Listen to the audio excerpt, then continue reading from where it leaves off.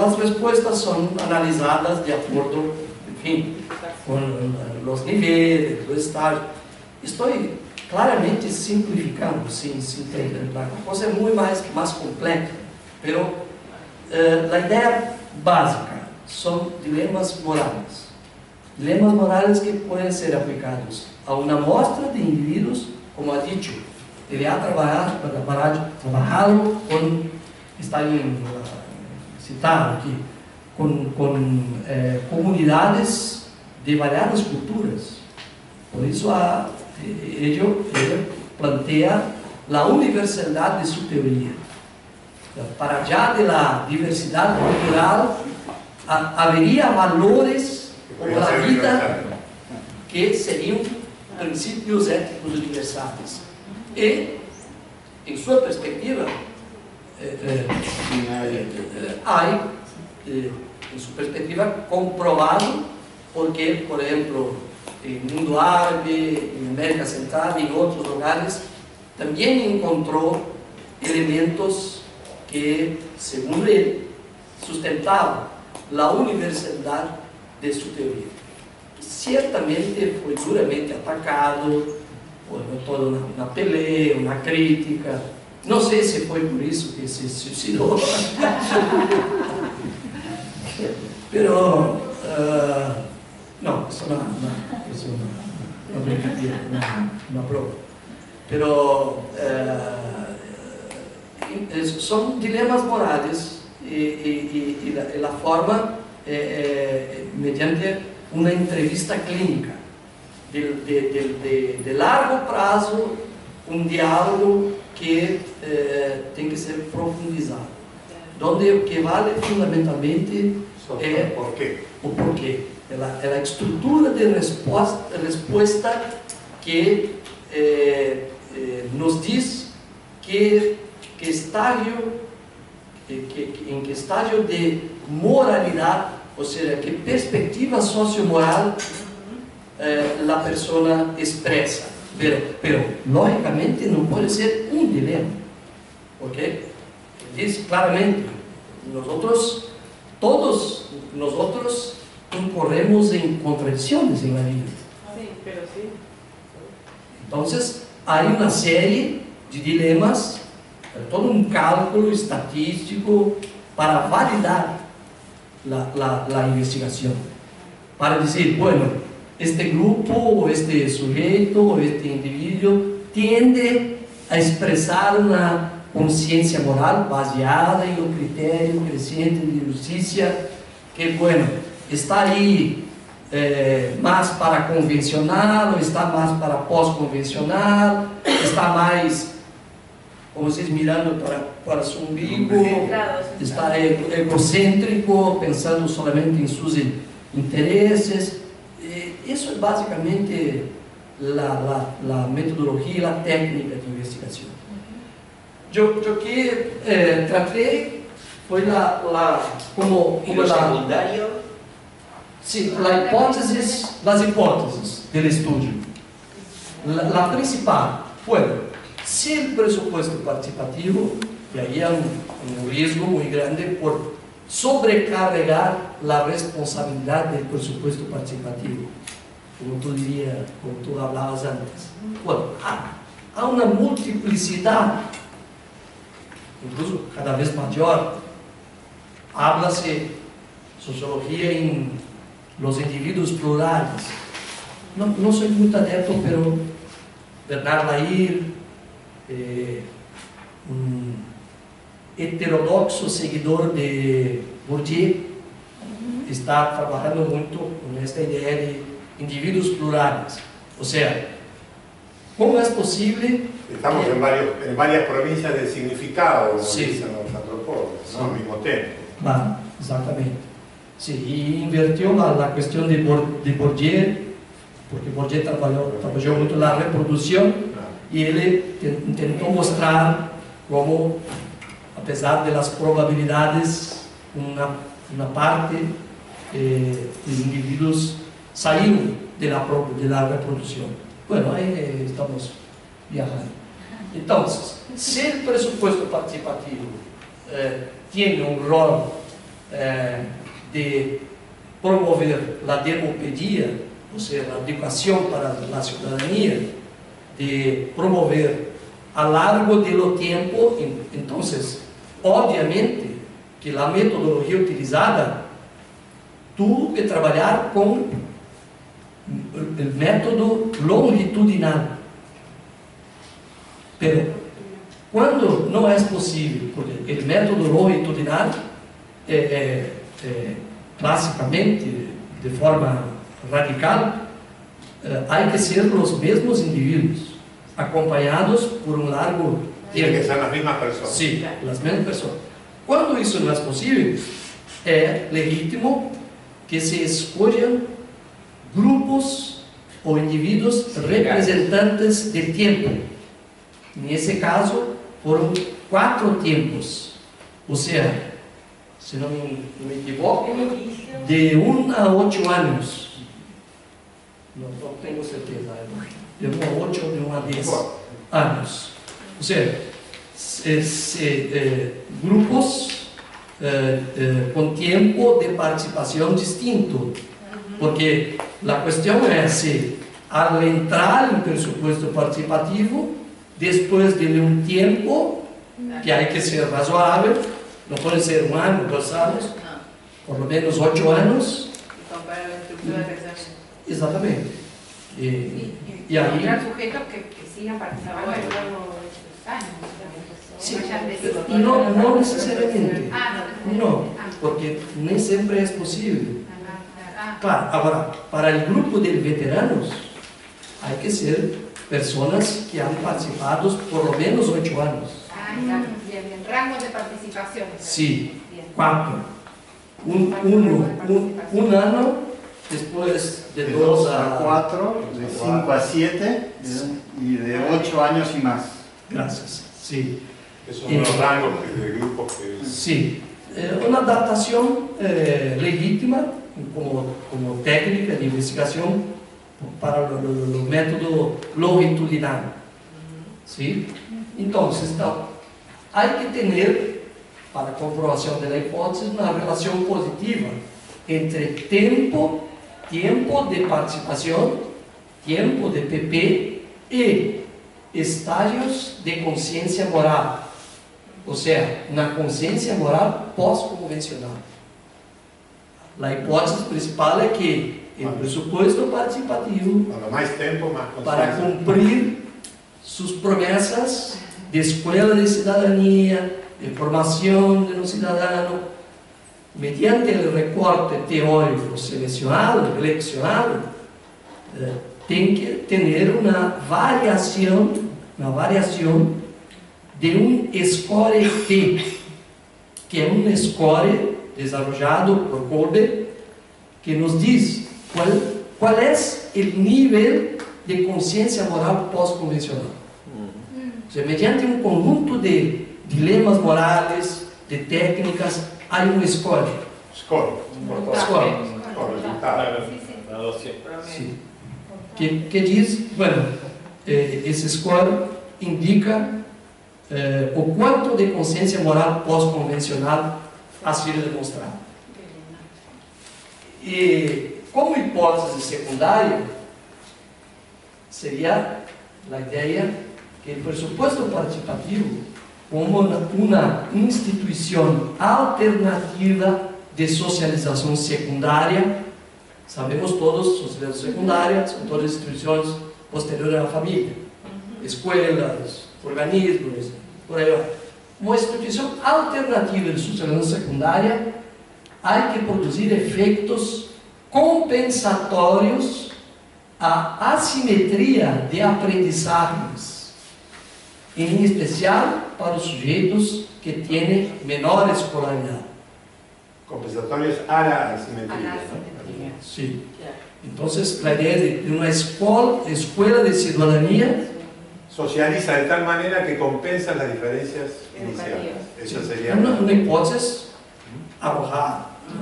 muy arriesgada. Arriesgada. Es una hipótesis arriesgada. Que sería una escuela que compensa las diferencias. Pero baseada en el discurso de gran parte de la gente que participa del presupuesto y de los agentes gubernamentales. O sea, todos dicen que eso es así. Muchos dicen, bueno, yo fiz la mi universidad. La mi universidad fue de presupuesto participativos. Se encuentra mucha gente que dice eso. Después que entré en presupuesto participativo, yo fiz la mi escuela, la mi universidad.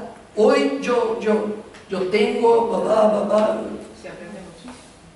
entonces, Y lo, no es dicen, algo... y lo dicen no solamente los líderes, sino los participantes comunes. Sí, hay diferencias, claro. Lógicamente no son todos. Principalmente aquellos... Cooptados por el PT, No. por el propio, No. por el propio PP. No, aquellos que o que ya ejercían una lideranza comunitaria Sí. o que se transformaron en lideranzas en su barrio, Ajá. en su villa, o sea, pasaron a ser Los que un trascendieron. agente de la comunidad.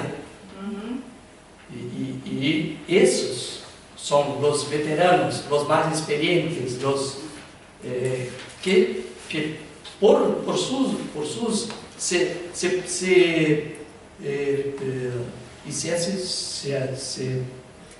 se realizase una investigación puramente antropológica, sin la preocupación de mensurar, hay incluso estudios con algunas personas que pasaron por transformaciones en su vida personal increíbles. Pero, En la historia de vida de un individuo eso podría ser. exactamente, claro. Pero, bueno, si queremos, yo no soy adepto de cuantitativismo, esa falsa polémica, pero si queremos mensurar alguna cosa, no podemos nos apoyar en entrevistas cualitativas con 10 personas, como hay. Porque también puede haber otro que diga, no, yo perdí el tiempo, no aprendí nada, ese o sea, eso puede haber. No te sirve para sacar Sí, hay gente decepcionada porque fulano no ha conseguido engañar, las no conseguí demandas. nada, perdí el tiempo, dejé de ir. Sí, claro. Hay gente que hace investigación sobre participación y solo tiene en cuenta los que van. Dicen que hay muchos que no vinieron. Le digo, bueno, ¿por qué no hablar con los que no vienen más? Porque vos tenés que saber por qué no vienen. No solo podés hablar con los que vienen, sino tenés que hablar con los que dejaron de venir, porque si no, ¿cómo podés? ¿Entendés? Sí. Entonces la idea de la hipótesis secundaria sería esa, o sea, para comprobar, por lo menos una aproximación con la proposición de una escuela de ciudadanía. ¿Y qué conseguiste probar? Bueno, Estamos ahí, estamos nerviosos. Entonces, la variable es el tiempo de participación. Yo hablaba en 4 grupos transversales, más teniendo en cuenta, porque toda la literatura de alguna manera hace referencia a la idea de que la escolaridad es un bien cultural que faz diferença. Tem el nivel de escolaridad de la persona. Sí. Y ahí, entonces, aplicación de los dilemas morales. Perdón, la interviniente, es decir, la variable dependiente es el nivel de escolaridad o interviniente. La variable interviniente. Interviniente. Sería como variable dependiente, como variable... No entiendo el concepto. ¿Qué tipo de variable es? Interviniente que incide, que es... Incide, o sea, en realidad... Incide, claro. Sí. Produce diferencias. Sí. Entonces, la aplicación de los dilemas morales. Ahí se adoptó esa técnica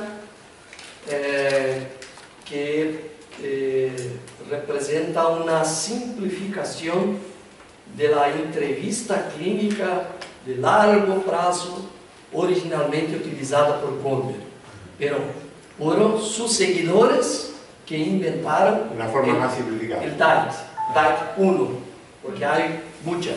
Sería la técnica de Colbert, pero hecha por sus seguidores de una Sí. manera más simplificada. Sí. Aplicada en grupos representativos de tiempo Sí, de participación, los 4. Los 4 grupos. Después, discusión de un dilema moral en 2 grupos focales, iniciantes y veteranos. Y por fin, hay un adendo. Está en mi libro, fueron analizados algunos ítems de un banco de dados ya existente sobre los participantes. Aliás, una cuestión muy importantísima, no sé si ustedes en Morón hacen, que es, incluso dejé para Héctor otro libro que se puede bajar por download en un site de Observa POA, un libro sacado en 2013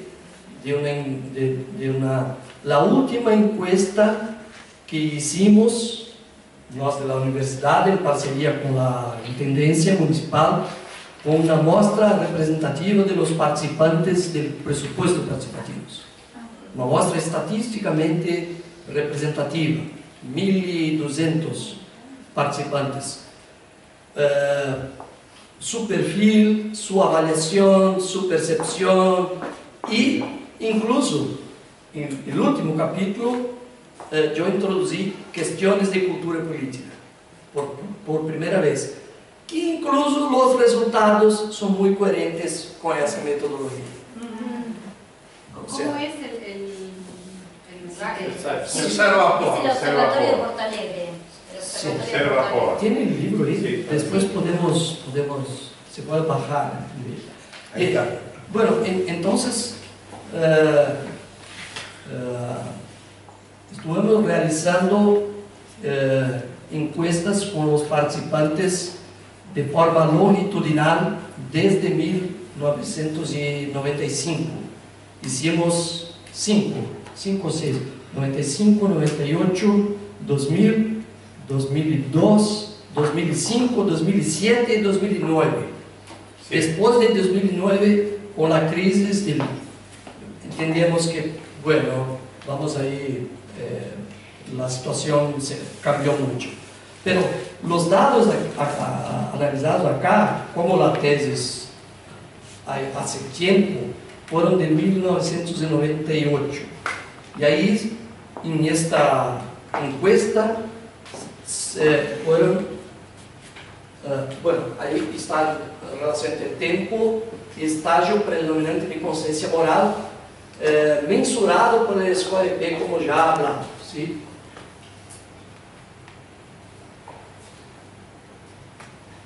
Yo quería, antes de entrar, bueno, yo voy a destacar después, porque también es algo secundario, pero refuerza los dados extraídos de la investigación. Y eso que yo hablé sobre la encuesta con los participantes, los dados investigados, quizá interesa para usted para una cuestión sobre conocimiento, información, se conocen las reglas de juego, ¿no? Cómo avalia la transparencia, cómo evalúan si la comunidad tiene poder o no tiene de decisión. Todo eso está en el libro de la serie histórica. Y ahí se puede perceber claramente, por ejemplo, estoy aquí abriendo un paréntesis, que a lo largo de la historia de la OEP, la percepción sobre el poder real de decisión ven cayendo. Mostra claramente. Sí. Va cayendo. Sí, va cayendo. La percepción que tiene la propia gente del poder va cayendo. Sí. Bueno, y ahí entonces la idea es que la moralidad postconvencional corresponde a la ciudadanía crítica, y ahí un primer resultado, ¿sí? Por un lado, hay una tendencia de relación entre mayor tiempo de participación y mayor percentual de los estágios de moralidad postconvencional. O sea, en los 4 grupos, con excepción del tercero, que es un misterio, intentamos por varias formas entender por qué el tercer grupo del tiempo de OP hay una diferencia. Y ahí, bueno, hay varias hipótesis, pero la conciencia moral de una ciudadanía crítica o post-convencional se mostró de esa manera.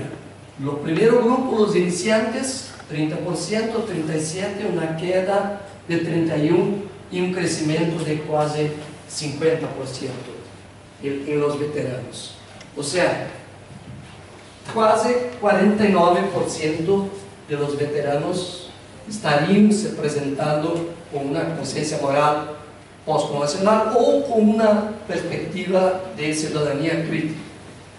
Siendo que 17% de los veteranos, y eso fue un dado que la colega Angela Biagio ficou muy surpresa, porque él dice, bueno, todas las investigaciones que yo realizo, nunca aparece nada de eso. Nunca. Y acá apareció. Sí, 17% de los veteranos estarían clasificados como el estágio 6. El sexto. El estágio de principios éticos universales, que es muy difícil de ser encontrado empíricamente. O sea, 0% entre los iniciantes, 5% una queda y 17%. La colega ficou realmente muy sorpresa porque ella trabajó mucho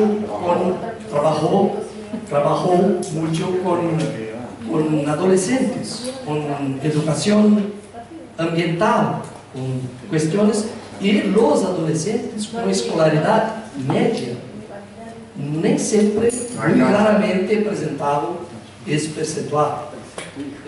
Bueno, o sea, el 50% de los veteranos llega al post-convencional.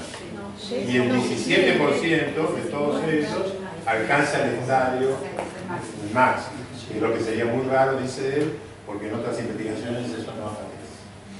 Y ahí el resultado de los grupos focales, y ahí también el preconvencional,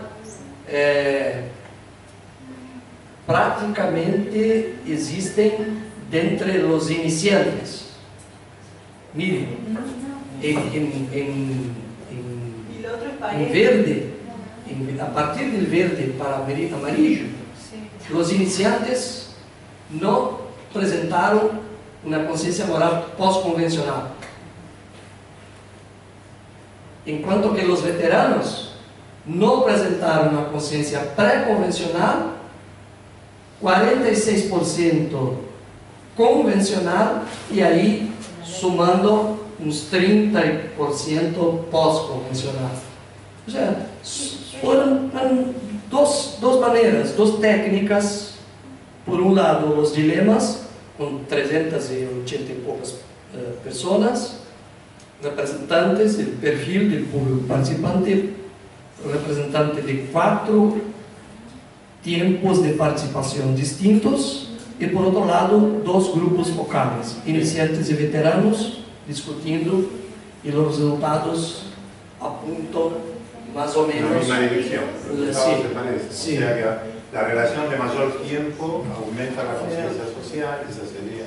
¿Qué quería decir dirigiendo B2, que es? Conduciendo borracho. Conduciendo borracho. Conductor borracho. El dilema del conductor del borracho. borracho. Sí, el dilema fue porque la idea también es una cuestión delicada. Por un lado, es importante que en la lista de los dilemas tengan dilemas próximos a la realidad, pero también dilemas que son de interés social general. Y por ejemplo, el tema de comportamiento en tránsito en Brasil son 50.000 muertes por año. es una violencia tremenda y endurecimiento de la legislación no ha producido efectos. Es un comportamiento que reproduce mucho esa jerarquía social donde los que tienen sí.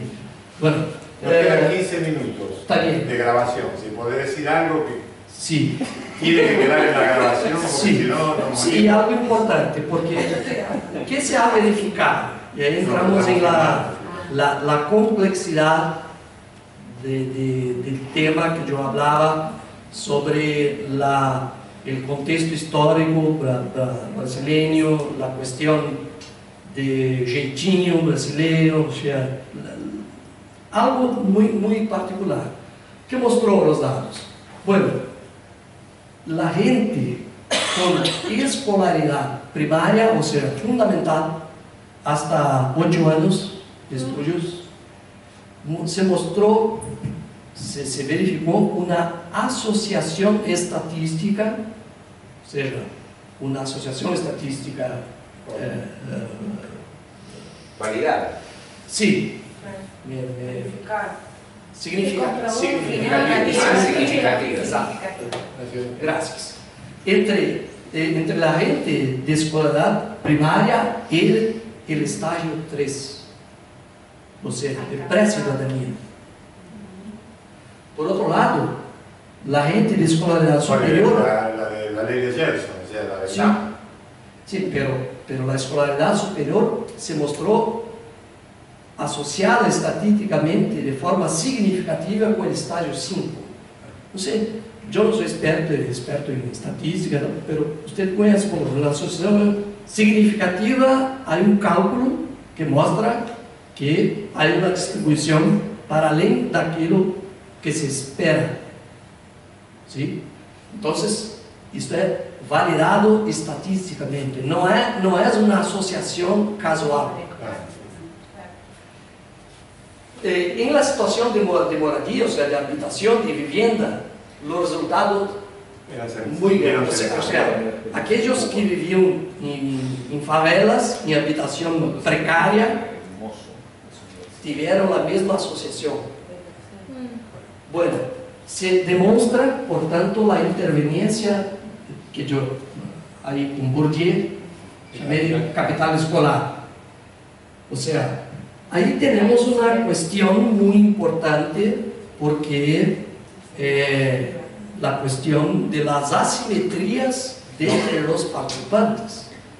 Y aquello inicialmente que yo hablaba, la idea de asambleísmo, de la pedagogía espontánea, o sea, la idea que baseada mucho en el cuantitativismo de los participantes y no en la calidad de la participación. O sea, la importancia de tener en cuenta que de entre los participantes hay diferencias muy grandes, aunque la clase media alta no participa del PP porque no hay necesidad. Está bien con su bienestar urbano. Bien.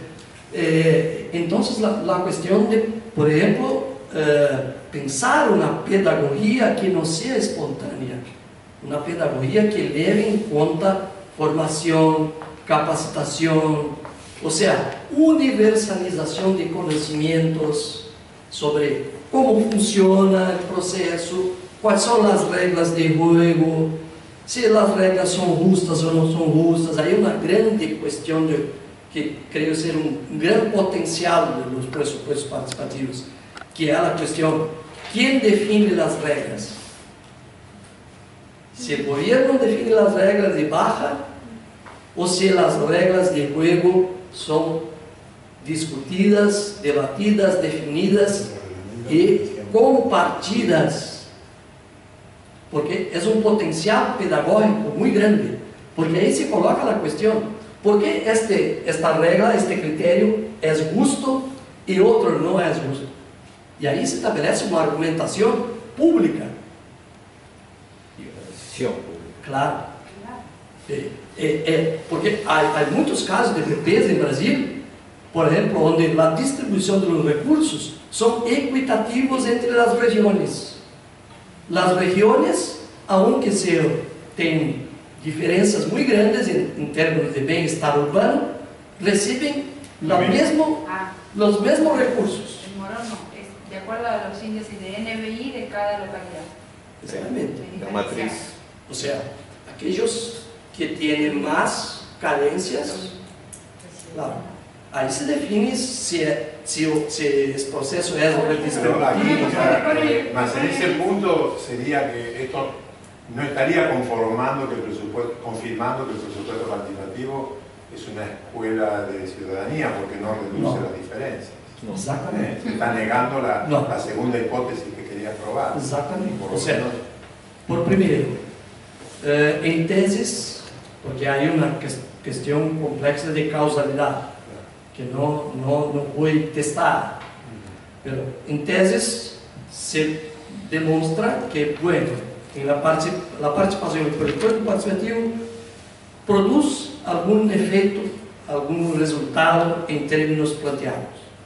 Por otro lado, no se podría por los dados confirmar la hipótesis que sería verdaderamente una escuela de ciudadanía, o sea, una institución alternativa de socialización, en la medida en que las asimetrías en términos de capital escolar no fueron superadas. pero por lo que vos dijiste recién, entonces hay una relación entre una cierta pedagogía espontánea que llamás y ese resultado de que no sea una escuela de participación como se espera. ¿Y cuáles serían las razones, o cuál sería el tipo de pedagogía no espontánea que habría que sugerir algo al respecto? ¿O cuáles son las razones por las cuales no se consigue superar esa pedagogía espontánea? ¿Por qué no se consigue? Sí, en la época incluso del predominio del PT, del Frente Popular, los 16 años, yo creo que se creó ahí mucho aquello que se llama de síndrome de los pioneros.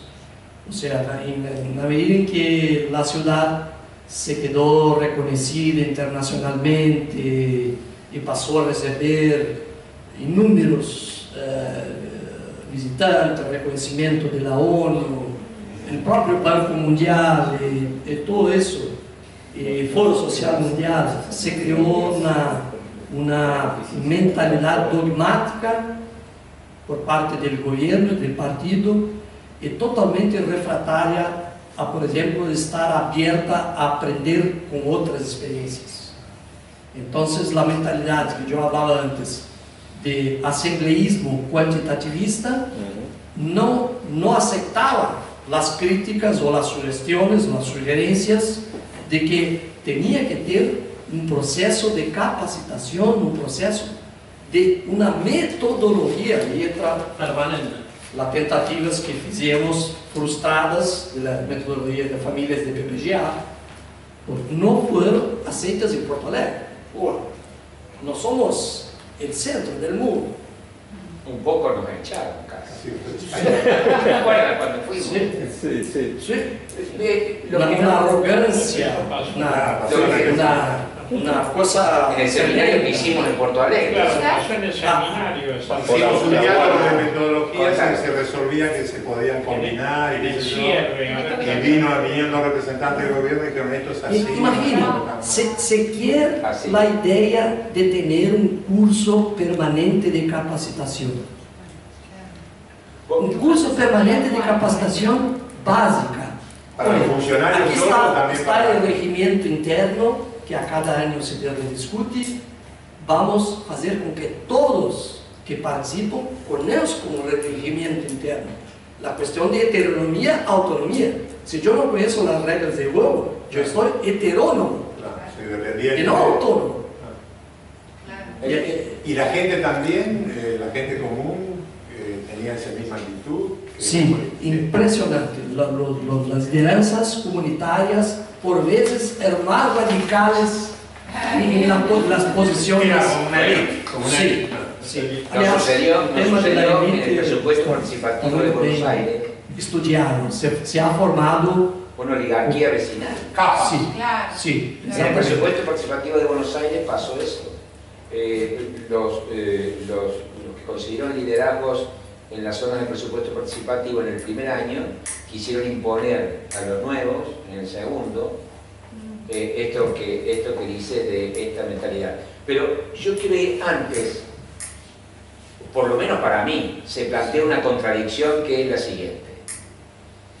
Si el 50% de los veteranos quedó demostrado que habían superado los estadios básicos de la conciencia social y que por lo tanto tenían por lo menos el 17% de ese total una concepción universalista de justicia y equidad, ¿cómo se toma eso con esto último? Porque yo estimo que los grados de escolaridad de esos veteranos son disímiles. Sí. Y más aún, diría como una barbaridad, que debían tener supuestamente menores niveles de escolaridad porque fueron los primeros en participar del proceso, y que los niveles de escolaridad posteriores en general fueron incrementándose en Brasil. Por lo tanto, veo una contradicción en que si esos veteranos lograron ese estadio de conciencia social universal, ¿por qué quedó demostrado también que no pudo el proceso que sí les dio a ellos ese nivel de conciencia social, no pudo el proceso transformarse en un instrumento pedagógico de, diría, achicar los niveles de diferencia de conocimiento, de escolaridad, etc. Ahí veo una contradicción. Sí, una cuestión, ¿te gustaría decir?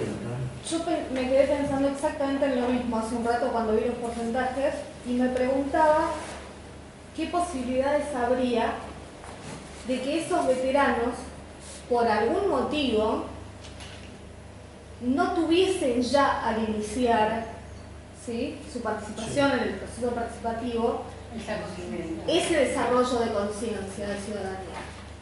Y a través del mismo proceso participativo, quizás contemplando otros elementos como capacidad de liderazgo, pienso, y perseverancia. Bueno, sí, ni hablar, pero quizás capacidad de liderazgo y quizás esto un poco de la mano de esta concepción de patrimonialismo, que puede ser negativo también en un punto, son los que lograron permanecer, los que quieren sostener el presupuesto participativo a toda costa. ¿Me explico? Sí, sí. No sé si la han adquirido a la conciencia o si ya quizás la tenían, perdón. Claro, por eso. Bueno, el porcentaje de veteranos es el 17%, que no es alto, sí, y eso es una pequeña porción de la totalidad de los que participaron, o sea que tampoco es una cosa como para exaltarnos, es una cosa que raramente se consigue, y acá se consiguió tal vez un poco más, según lo que sabemos, pero yo que no sé nada de estadística, de todas maneras me parece poco.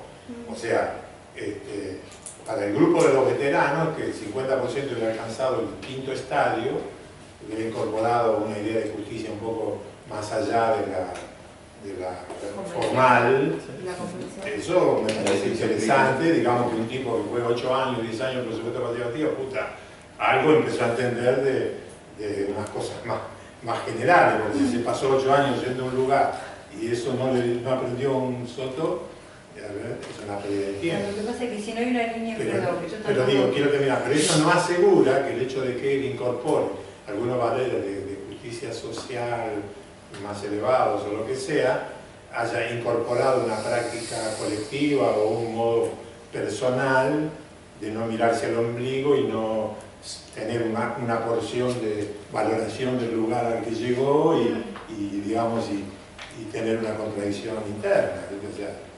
O sea, porque si fuera una excelente escuela de producción social, los haría puros y maravillosos, pero digamos, parece que no, eso no es, ¿no? O sea, que esos individuos pueden tener contradicción. Pero las cuestiones planteadas son importantísimas, pero yo creo que las investigaciones tienen siempre que ser relativizadas, porque las ciencias sociales tienen límites en términos de comprobación cabal, digamos así. Pero las cuestiones que son relacionadas, que ustedes colocaron, Exactamente. Por un lado,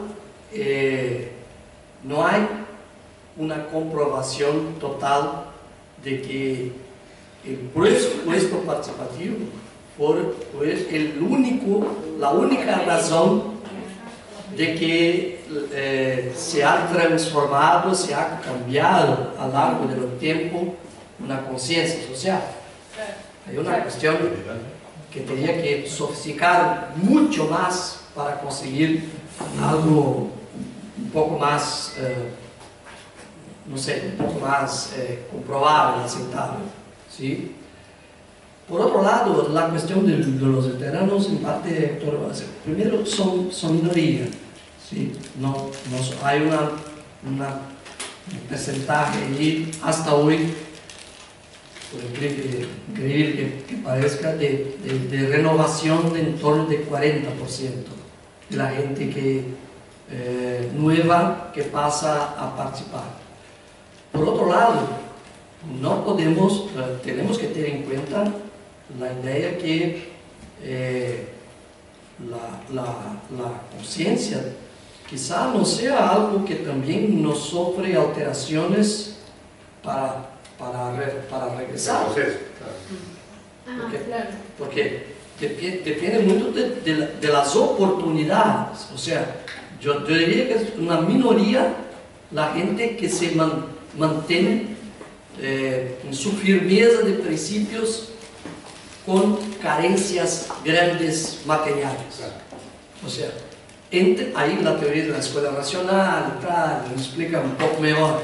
Entre la opción entre mejorar mi vida, de mi familia, de mi vivienda, y me mantener firme en principios éticos que no va a negociar nadie,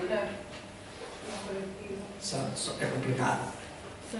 Y ahí se pasó que después de la derrota del PT, primero, importantísimo decir que la estagnación y la descualificación del presupuesto participativo no fue algo que se produjo solamente por los cambios de poder. Antes ya se presentaron elementos, límites, cuestiones que indicaban la necesidad de siempre repensar y cualificar el proceso. El cambio de poder simplesmente aceleró la desconfiguración del proceso que ya venía, aceleró. Entonces, yo tengo un estudio actual, nuevo, puedo alcanzar a ustedes para circular por un paper que será publicado ahora en la revista académica en Brasil, demostrando cómo se creó una élite de la participación. El título se llama La elitización política del presupuesto participativo. Por ejemplo, en 2007 ya no existía más PT. El nuevo gobierno, ahí viene la cuestión del rol del Estado en el presupuesto participativo.